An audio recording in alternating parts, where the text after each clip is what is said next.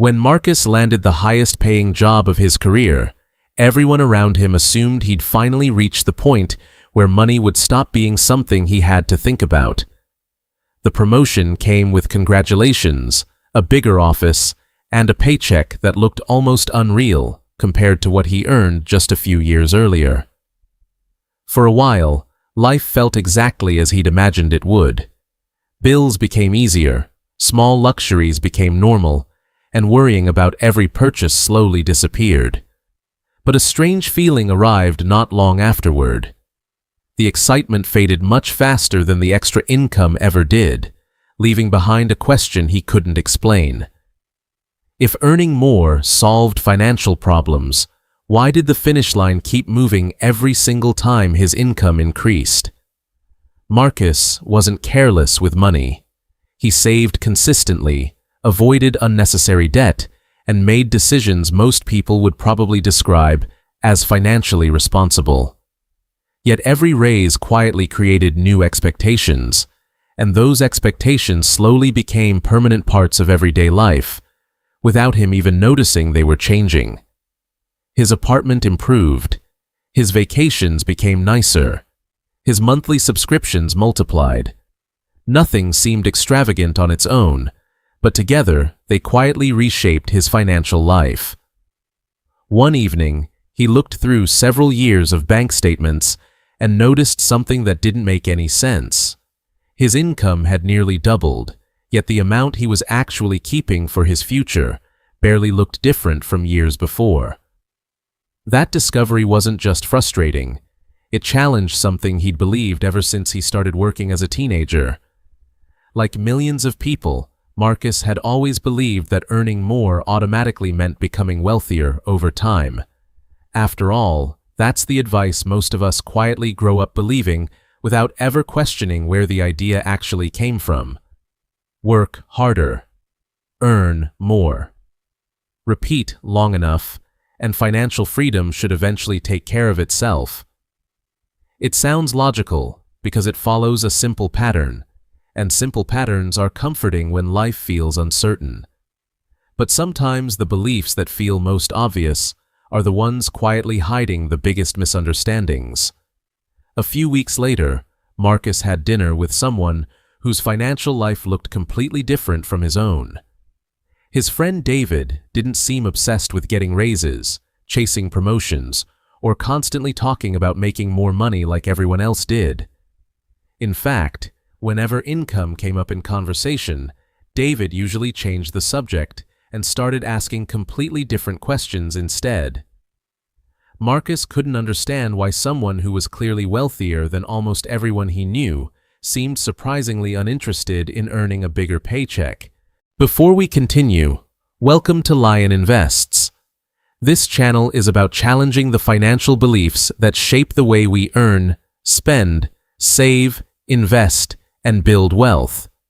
Because once you understand the pattern, you start seeing money differently. If that's the kind of thinking you're looking for, I'd love to have you subscribe. Every video is designed to challenge conventional wisdom and help you think differently about money. One quick note: I'm not a financial advisor. I'm simply passionate about researching financial psychology, behavioral economics, investing, and the beliefs behind everyday money decisions. Everything on this channel is for educational purposes. Now, let's take a closer look at what this story is really revealing. Marcus finally asked the question that had been sitting in the back of his mind all evening. If you already know how to make money, why don't you spend all your energy making even more?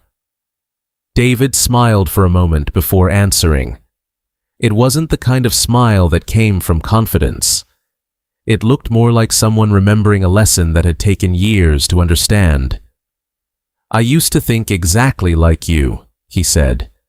Every decision I made revolved around increasing my income because I believed that was the fastest path to becoming wealthy. For years, I chased promotions, accepted extra projects, and measured every success by how much bigger my paycheck became. I thought I was winning. Then one day, I realized something uncomfortable. Every dollar I earned demanded another hour, another meeting, another responsibility, or another piece of my attention. That's when I asked myself a different question. What happens if my income keeps growing, but my time keeps shrinking? Marcus had never thought about money that way. He had always treated a larger paycheck as the goal itself, never as something that might eventually have limits. David picked up a napkin and drew two simple circles. One represented income. The other represented wealth. They looked similar, but he insisted they were completely different games. Most people spend their lives trying to make the first circle bigger, David explained. Very few ever stop long enough to understand the second. Marcos leaned forward.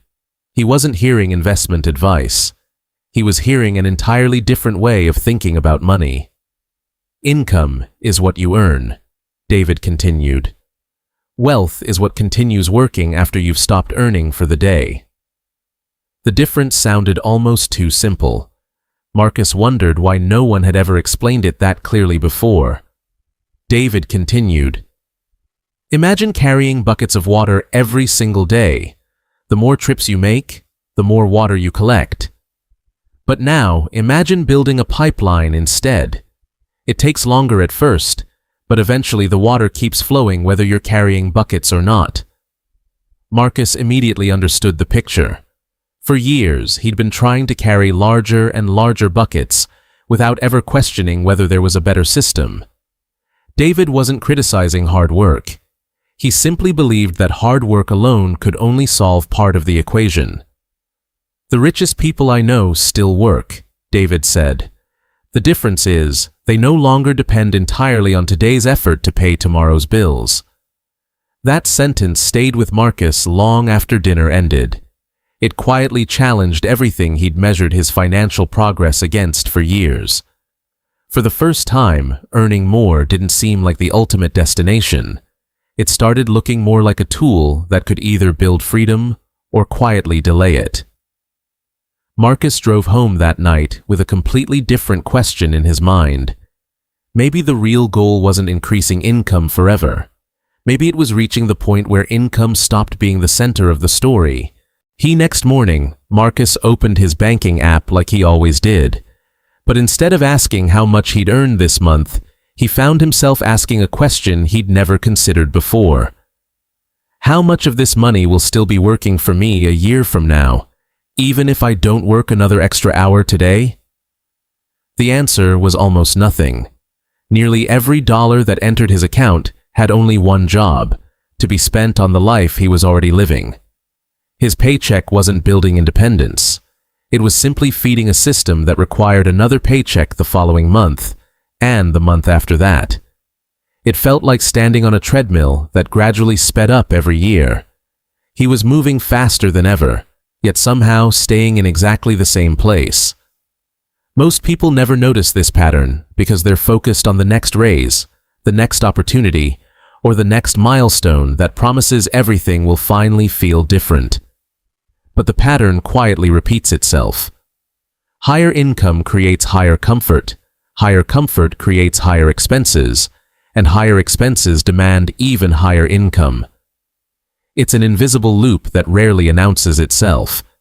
It simply becomes your new normal until you forget there was ever another way to live. That's why some people earning six figures still feel financially trapped, while others earning far less quietly build remarkable financial security over time. The difference isn't always intelligence. It isn't always luck. More often than people realize, it's the question each person chooses to solve. One group keeps asking, how can I earn more? The other quietly asks, how can this money earn more without me? At first, those questions sound almost identical. In reality, they send people toward completely different financial lives over the next 20 years. One path depends on your energy, your health, your schedule, and your ability to keep producing. The other slowly becomes less dependent on all of them. That realization explains something many people misunderstand about wealthy individuals. They don't stop caring about income because they've become lazy or unmotivated. They stop chasing income because they've discovered something far more valuable than another paycheck.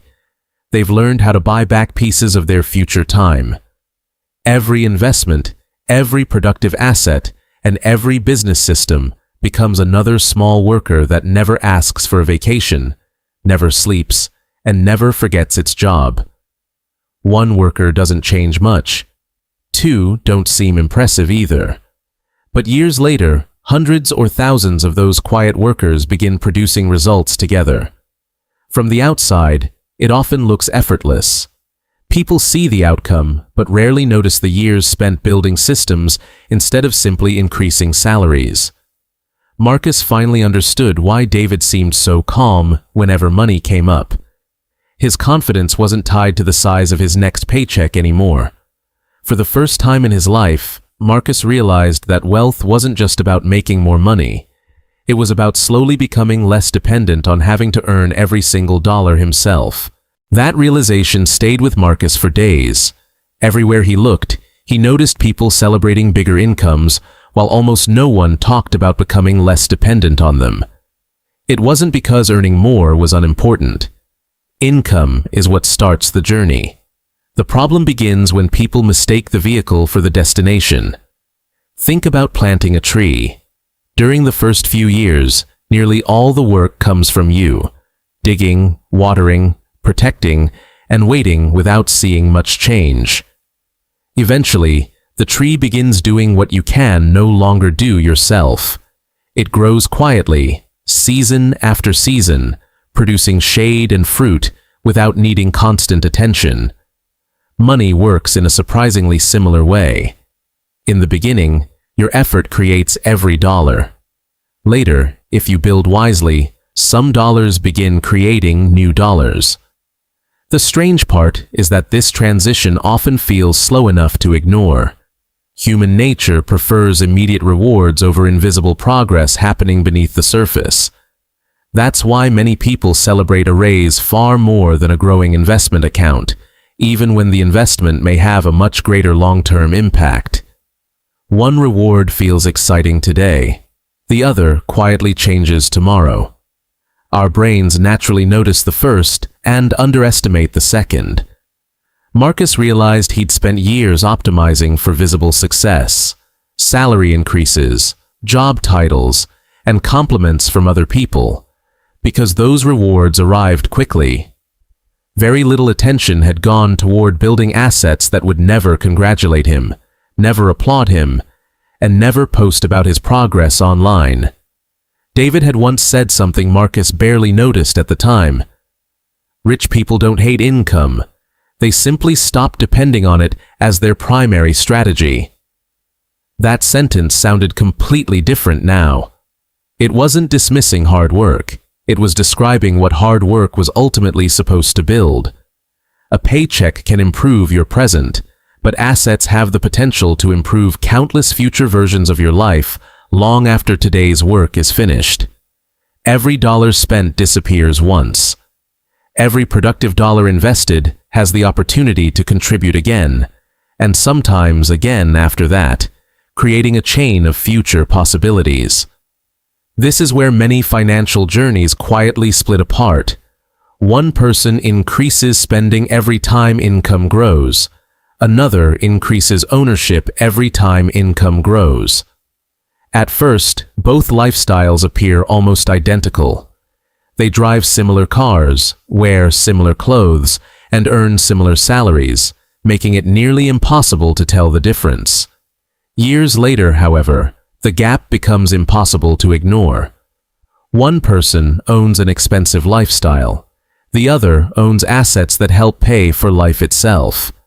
People often call that gap luck, timing, or privilege.